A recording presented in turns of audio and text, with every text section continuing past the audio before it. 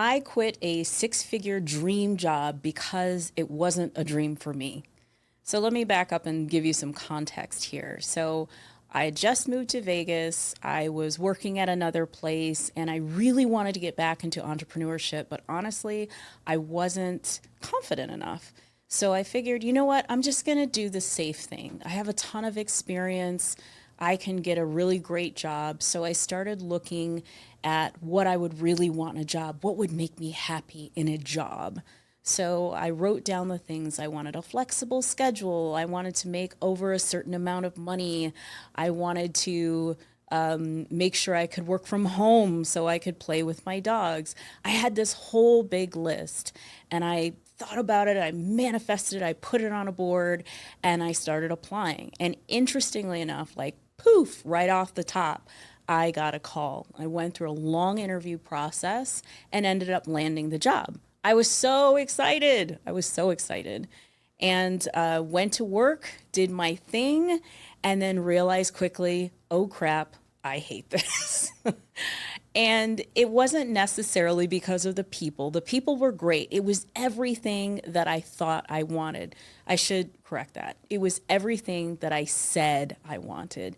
But deep down inside, I knew what I really wanted was to be my own boss and to be an entrepreneur.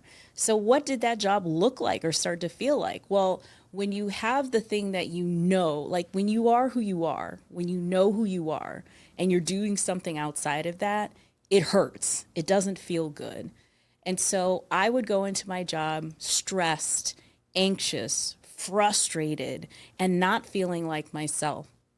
Normally, I knew I could go in there and perform at a super high level, but for whatever reason, things weren't clicking. So there became tension. There was internal tension. There was tension with me and my colleagues. I felt like I wasn't performing. I started getting stressed out. So, instead of actually listening to myself, I'm like, I'm just going to work harder. So I worked harder and I got up at 5, 6 in the morning, started work early, didn't stop working till 8 o'clock at night. It just made it that much worse. The work wasn't getting any better. I wasn't feeling more confident. I didn't feel really good. Even though I only had to go into the office a couple days a week, those couple days a week I dreaded. And again, not because of anyone else, because it was the disconnect of me not doing the thing that I really wanted to do. So the lesson here is sometimes things look good on paper. We've heard that term before, on paper. And it doesn't mean that it's good for you. You might have a partner, you might have a job, you might have a home that looks good on paper, but you want something completely different.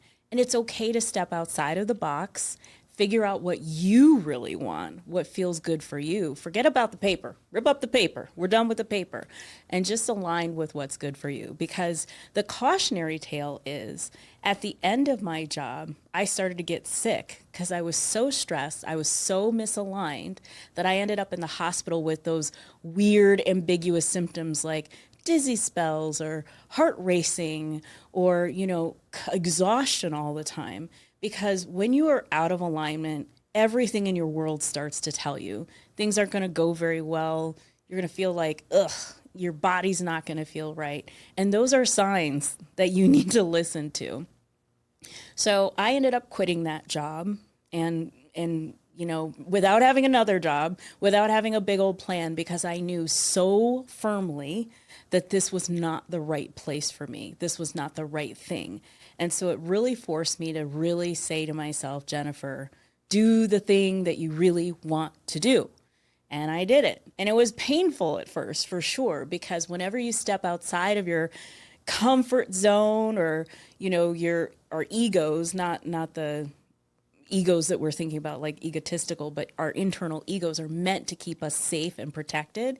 So it tells you to do the safe, comfortable thing that you've always done. The reality is that's not the thing that's going to get you to happiness, to joy, to living the life that you really want to live. And so my recommendation to you is if you're doing something that everyone else tells you, oh, that's amazing. I love your home. I love your job. You're so lucky. And you look internally like, yeah, I'm miserable. It's okay. It really is okay. You're not meant to be on this life to be miserable. Each one of you has amazing talents and gifts and things that you can do to make not only the world better, but so you feel good inside and you enjoy waking up every day. You don't dread anything. You don't have dizzy spells or anxiety. That's not normal. So if you're feeling that way, take a couple seconds, examine your life, and make some changes, because what's good on paper is not necessarily good for you.